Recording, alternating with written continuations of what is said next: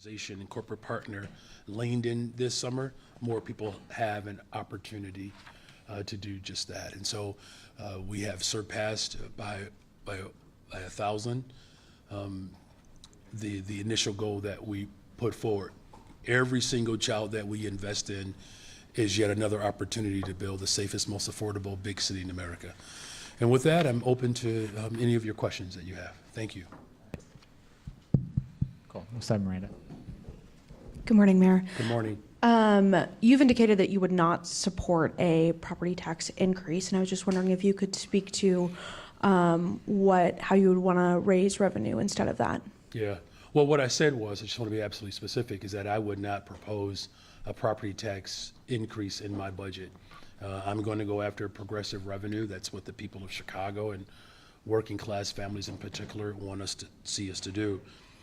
You know, look, the city of Chicago, we're the fourth wealthiest city in the richest country in the world. In fact, we are the 10th wealthiest city in the entire world. So I think it's important that we look at, in a very meaningful way, you know, how those individuals with means, particularly our billionaires and ultra rich who have benefited from a growing economy, can put more skin in the game. So we're going to look at a variety of options to ensure that we are continuing our efforts to build a safe and affordable big city. And there are options that we do have, and we're going to, you know, open ourselves up to options that people might bring to the table. You know, we have a working group that I've assembled to look at ways in which government can be far more productive. So it's a both and, you know. But one thing I want to make absolutely clear is that building more affordable homes, driving violence down in the city of Chicago, that's our top priority. And we have an opportunity for corporations and those who have benefited from our growing economy to actually double down on our efforts to ensure that a safe and affordable city becomes the reality for us. Not trying to get you to like commit to any specific policies, but do you have an example of like what a progressive revenue stream would be? Thanks. Yeah, you know, I do. So one of the things that we have been looking at is it's been the pilot program, the payment in lieu of taxes. You know, those are some considerations that I believe that as a city we should look at. You know, something that I do think is important to note, though, that, you know, we have more than 127,000, you know, millionaires that are within the borders of Chicago. So it's clear that between, you know, the thousands of millionaires as well as at least 25 billionaires, that there's a reason for us to be able to tap into, you know, those individuals and entities with means so that we can continue to see the positive trend of violence going down in the city of Chicago. I believe it's to all of our benefit to ensure that we're doing everything in our power to maintain the investments that we've put forward. Hi, Mayor. Hi. The CHA board is meeting right now. You have yet to announce your pick to lead the agency. Is there some delay in naming Alderman Burnett, or have you not made up your mind? And are you concerned that the agency will remain leaderless for some time now?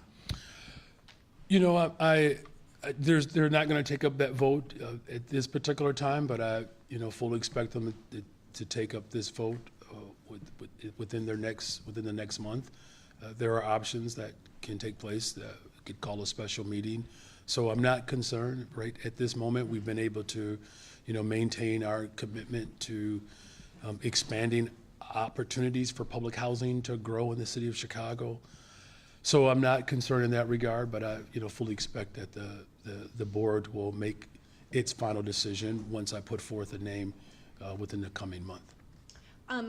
The system that the city has used for 60 years to terminate and discipline officers accused of serious misconduct has been essentially frozen for the last 16 months because of the ongoing legal fight over whether those cases should be decided by the police board or arbitration. 3 officers waiting to have their cases heard are accused of, without justification, killing Chicagoans. 2 of those officers remain on the force.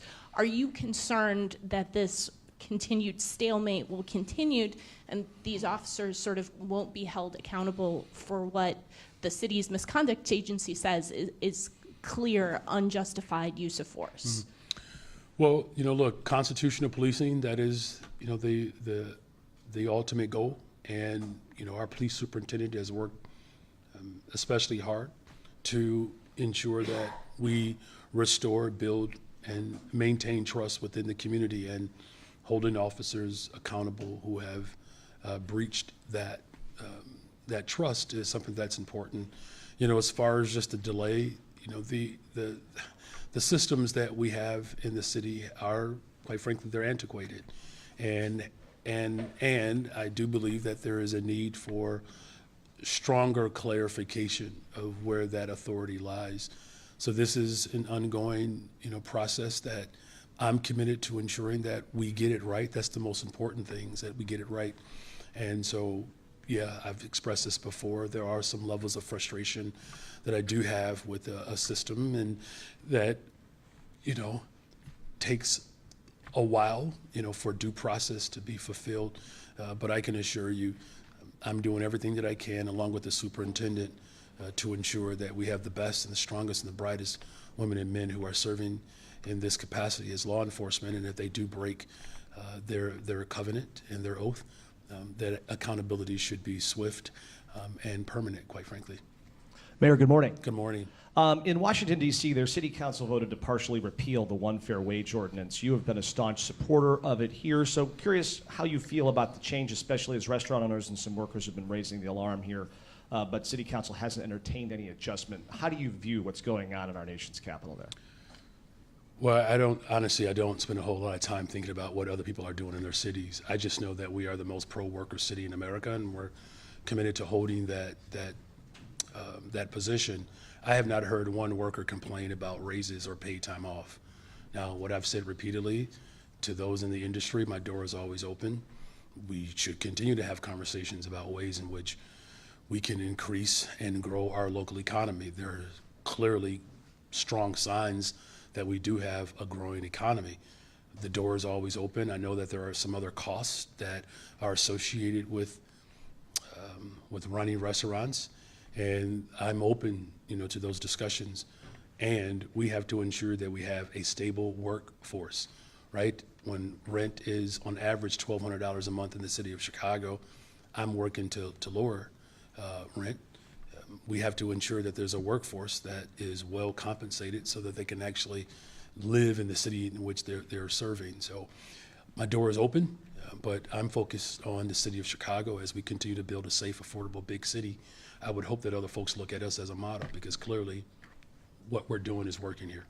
A question about settlements in the city. At a recent finance committee meeting, your law department told alders that there's 275 more settlements that are on the horizon, sort of in the pipeline. And some members of council are scratching their head over how this is going to work. I mean, the numbers are just mind-bending. Will we be able to continue to afford the insurance policies that inoculate us from these huge numbers? And can you offer some insight on where this story is going? Yeah, well, first of all, these settlements have had a tremendous strain on our budget, right? There's no secret here that recently we settled a case that, the violation occurred, over 30 years ago. And, as we build towards stronger constitutional policing, the good news is, at least, is that we don't see a lot of recent cases, right? We're looking at cases that are quite dated. Now, I'm working with my corporate counsel, Department of Law, as well as budget.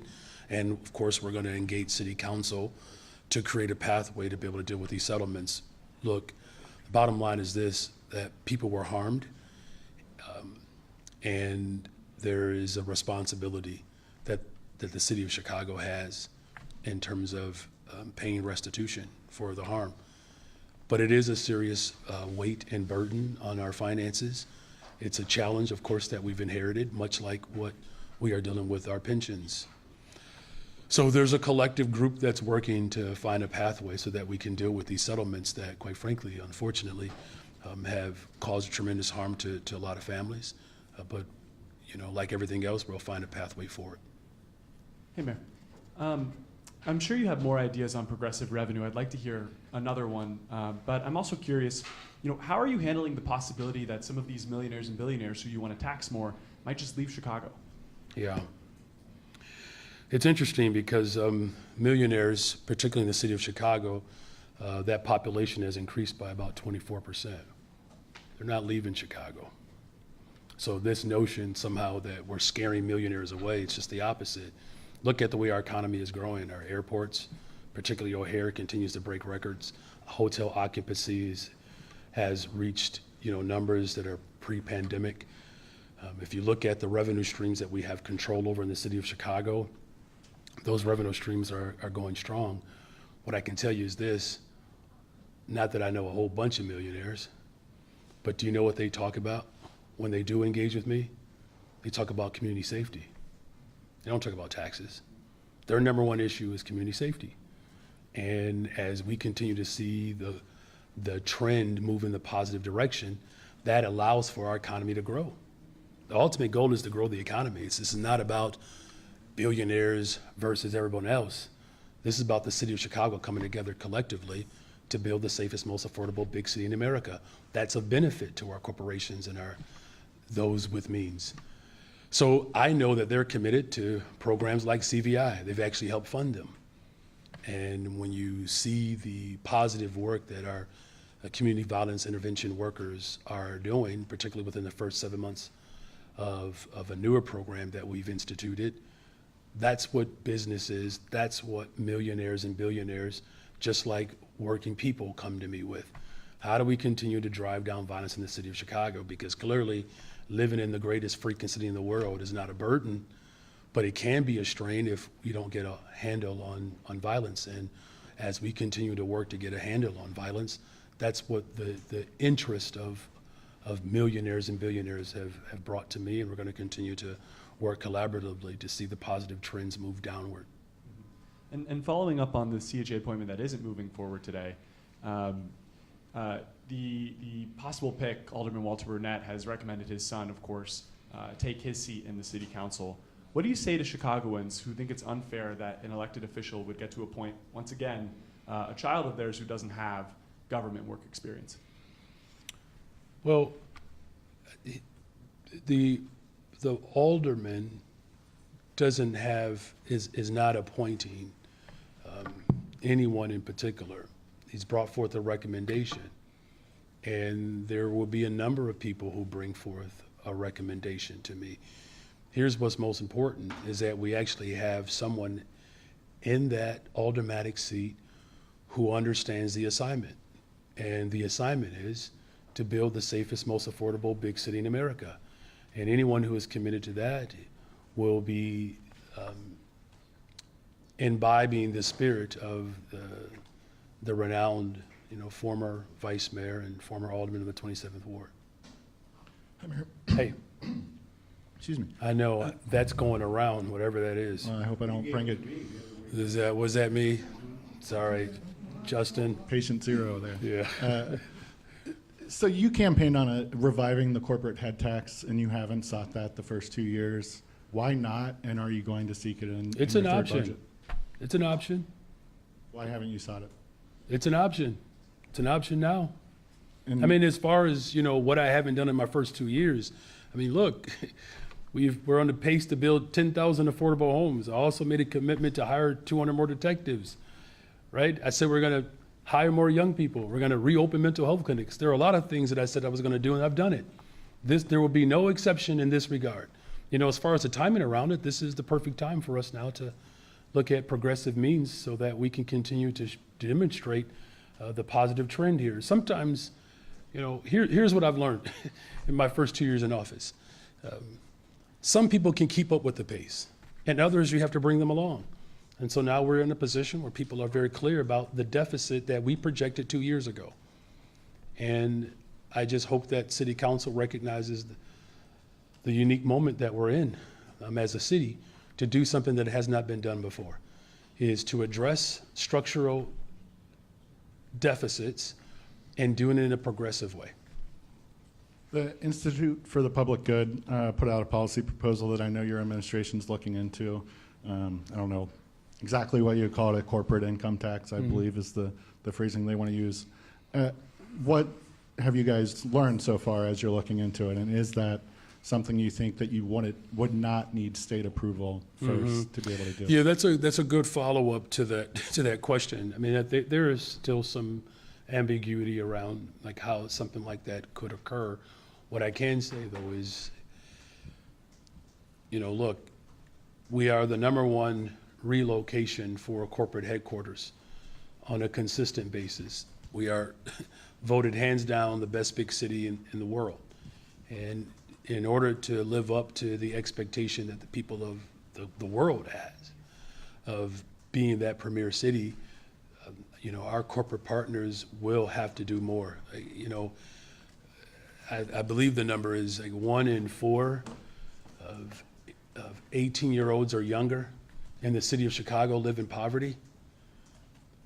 I mean, we have to address the systemic inequality that has been pervasive for too long.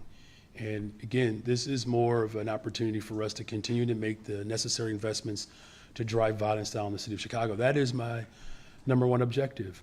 All of our investments are leading towards a safe, affordable big city. People say they want that. I know they do. We're providing it. If we're going to do it at scale, we will need our corporate partners and those with means to join us in this journey to ensure that we don't have 25% of children under the age of 18 who are suffering in poverty. A lot of them attend our public schools. There's a lot of work to be done, but as long as we are committed to doing that work together, we can build a safe, affordable city for everyone to enjoy. Oh, Mayor Johnson? yes. Just the question today. We're not going to do any preamble. Just the question. Otherwise, we're just going to keep going. Just the question. Leaders Thanks. of the Italian-American community in Chicago are very upset that you've decided to destroy the historic pedestal of the Christopher Columbus statue in Grant Park, one of the, I think the only remaining historical landmarks from the 1933 World's Fair. Ron Onesti actually offered to remove the pedestal himself at his own expense. Why would you destroy that pedestal? And is there a reason why you are singling out the Italian-American community for such disrespect? Nothing has been destroyed. Where is the pedestal? Well, your question was around what if it was destroyed, and it was not Well, destroyed. And so they're we're going to under the continue to impression work that it is with being destroyed the as we speak. Italian-American community around what is best for this statue. And I know that there are a lot of people that are tethered, to that history, and nothing was destroyed. All right, well, last week you said that you were going to use the full force of government to stop smoking on the CTA. Many people, hundreds of thousands of people asked me why you wouldn't use the full force of government to remove illegal aliens like Jose Okay. Luis Thank you for the question. Mendoza, Thank you for the question. We got it. Yeah, Thank well, you. I appreciate Thank you. the Thank you. question. I mean, as far as the city Thanks. of Chicago is concerned, our local police department does not dub as federal ICE agents. It's just that simple. The Trump administration attempted to sue the city of Chicago, a district court rebuked that suit because as a welcoming city, in order for us to continue to build a safe, affordable city, the people of Chicago have to have trust in their local law enforcement. And that trust is being built, it's being restored, and I'm going to ensure that that trust moves in a direction that allows for us to continue to have the safest, most affordable big city in America. Thank you very much. Thank you. We'll go to the next one. Thanks. Good morning. Good morning. I know that you already kind of answered this question, but can you be more specific about how you're gonna or will be able to balance the budget? Who are those billionaires that you're talking that you're gonna bring to invest or continue investing in the city? What's the plan? Well, the plan, as I said before, is like we have to ensure that we find more productive means to administer government. I mean, for the last couple of years, I have addressed the structural challenges that we've had in this city for a very long time. We're tackling this issue head on. We've made cost savings where we could. In fact, last year's budget, over $200 million in cost savings. So we're going to continue that effort and that work. That's why this working group has been established. That's also part of the plan, to bring together experts, the business community, philanthropic community, labor, community-based organizations, financial experts, to help devise more structural ways in which we can finally get the budget under control, something that hasn't been done in decades. And the 30,000 plus young people that have jobs, the mental health clinics that have been reopened, the work that we're doing to build more affordable homes. You know, the communities in which have suffered the most, where affordability and cost of living continues to rise, those are the people that we have to be responsible to. That's who I'm responsible to. Those are the people who entrusted a working class man to be able to deliver on high quality government services without, you know, having to put the strain, the balance in the budget on the backs of working people. So the plan, again, of course, is to find progressive revenue. We're going to do that. The plan also, again, is to find structural ways in which we can have cost savings. The other part of the plan is to ensure that we bring all stakeholders together to provide ideas from the business community and the like to help us think about how we move our government into the 21st century. We have saved the taxpayer dollars over the course of these first couple of years, 3% cuts last year across the board. So we're clearly rolling up our sleeves. I am not going to be intimidated by this moment, but it's going to take all of us to ensure that we build the safest, most affordable big city in America. And the way you do that is you have to invest in people. Also this weekend, there are gonna be a couple of festivals in Chicago, including Lollapalooza.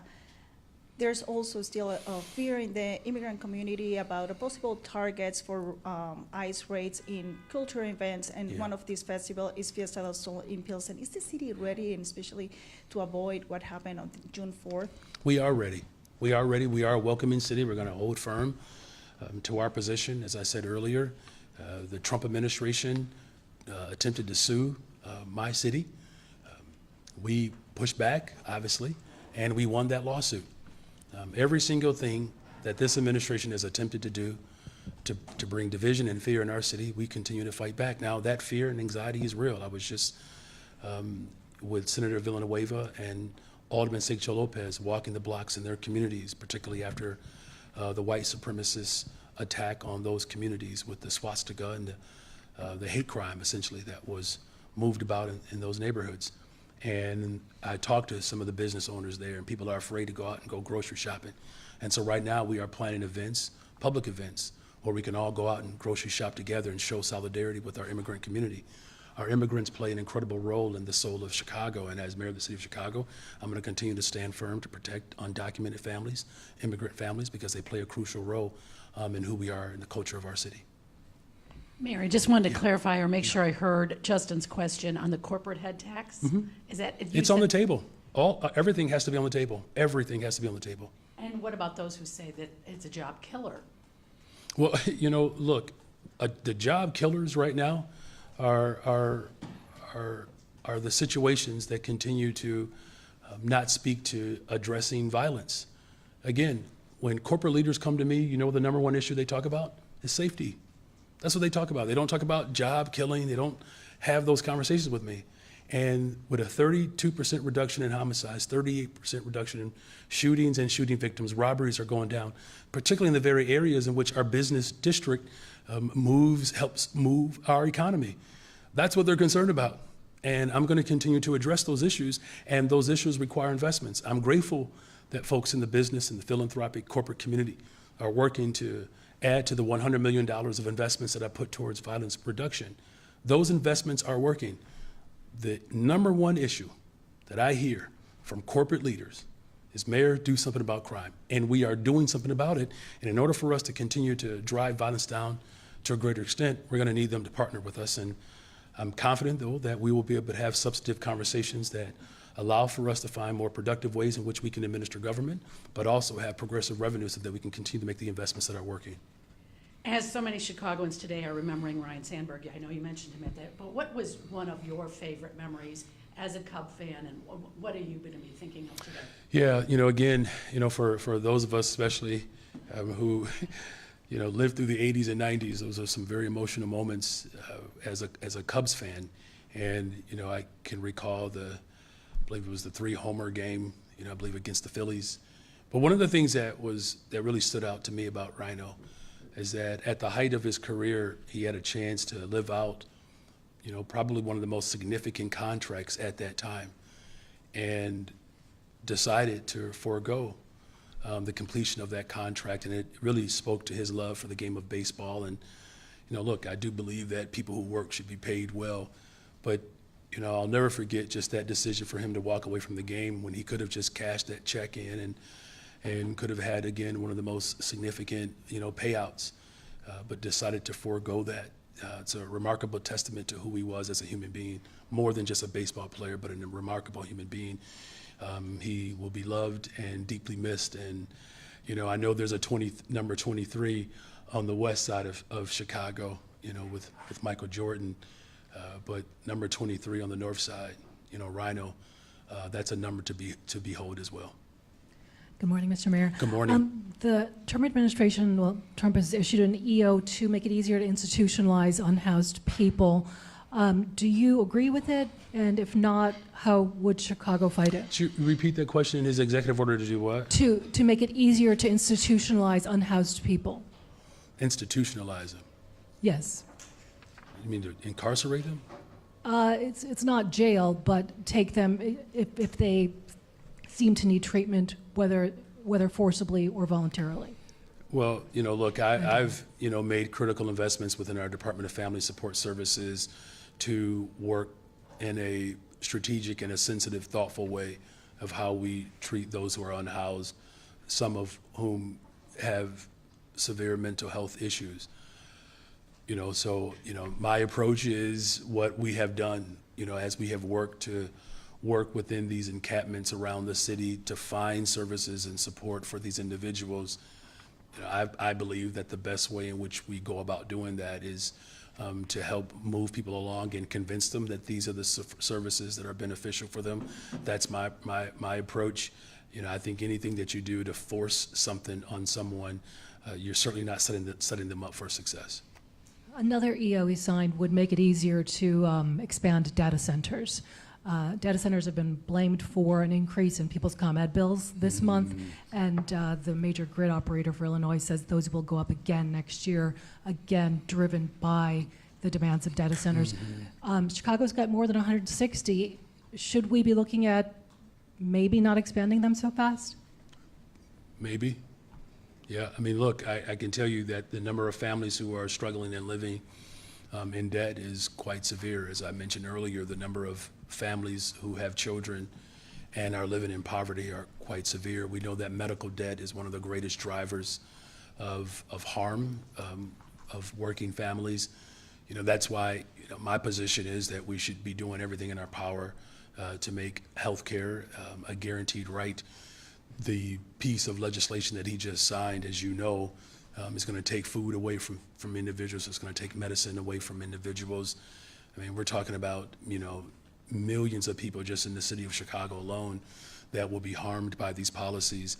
So in terms of what we do in the city of Chicago, the state of Illinois, this is why I believe this is a critical moment for Democrats who, have an opportunity to demonstrate further our commitment to working people. But it's very disconcerting that this administration is moving wealth concentration into the hands of the few, and he's paying for those tax cuts to the ultra-rich by taking services and critical life-serving means away from everyday people.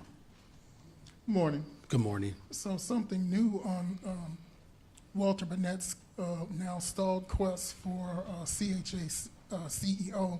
The Deep South Press Corps' cauldron of sources say that about some $100,000 was spent on a search for a permanent CHA CEO, and that his name did not appear on the short list, although everybody agrees that he did apply for the job. So can you sort out what's going on there, and did that have an effect? Yeah, well, there was that's a good question. We did have a search that went beyond the city of Chicago.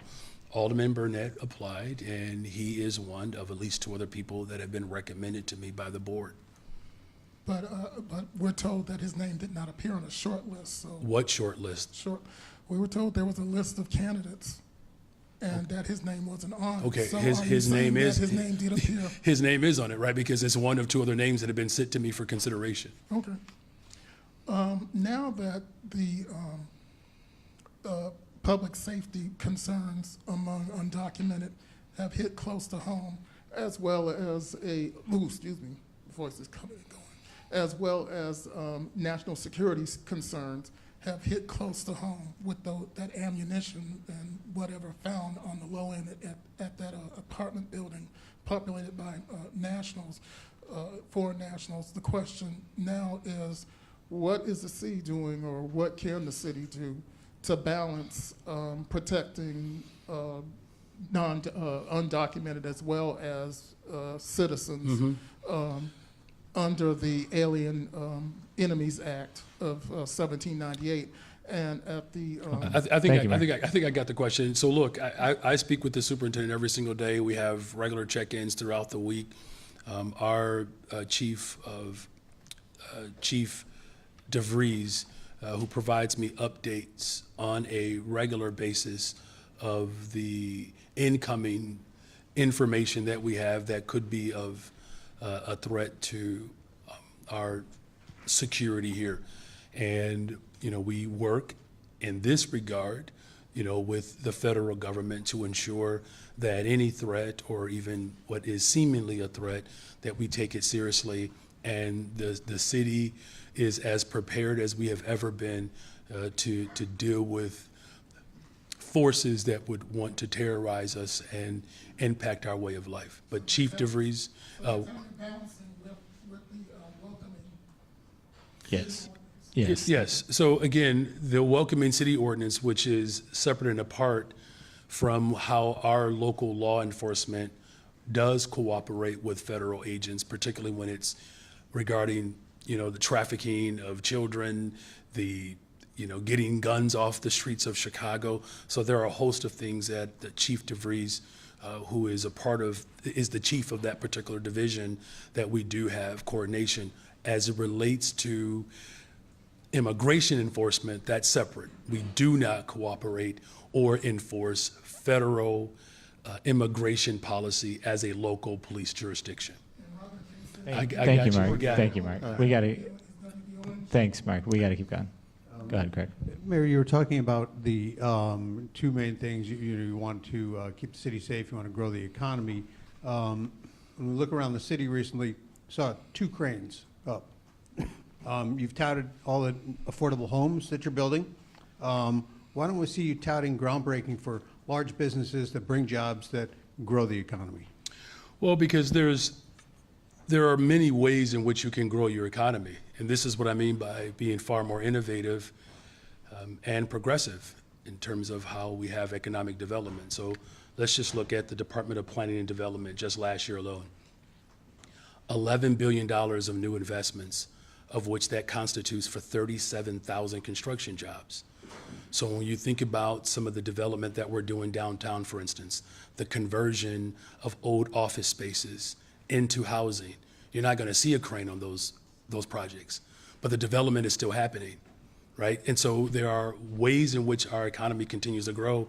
Just this year, we've already approved $8 billion of new development in the city of Chicago. We're talking about thousands and thousands of construction jobs. So is that city-sponsored development? Or? So that's a good question. So some of it is entirely privately invested without any city dime, which speaks to the strength of our economy. There are 4 or 5 projects, and we'll get those to you, that I can see them on the document that I just looked at last week through our Department of Planning and Development, Commissioner Boatwright, where we had, East Coast developers that are coming into the city of Chicago to redevelop old office space, and they have not asked for a single dime. And you know what many of these developers said? It's actually easy to do business with the city of Chicago through our Cut the Tape initiative. So in other words, we're seeing thousands of construction jobs that are online based upon the development that we are experiencing. And so I think this antiquated way at looking at development through the lens of cranes is just yet another sort of, it's just a very narrow view is all I'm getting at of how development is happening. And, you know, again, the goal is to build a safe, affordable big city. So look, I mean, but I'm not going to shy away from the fact that, you know, the development that is happening with the expansion of Chase downtown, Google downtown, Mansueto is committed to building a stadium here in the city of Chicago. And there are others that are looking at doing larger developments. We just saw, I believe it was north of the North Lincoln Yards, where that sat dormant for years. Deals have collapsed, but now they're being revitalized under my administration. People are confident that we are moving in the right direction. And you know what their big confidence is in? Is that we're driving crime down in the city of Chicago. So where vacancy has existed under a couple of administrations, we're seeing development take place there.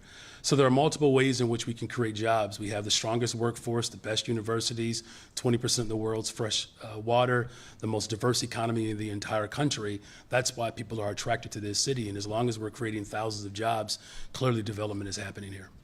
As long as we're doing the drip, drip, drip of progressive revenue ideas, let me bounce something off to you that one of your allies mentioned to me last week that we reported on, that you're a tax on advertisements that run on social media and other digital platforms.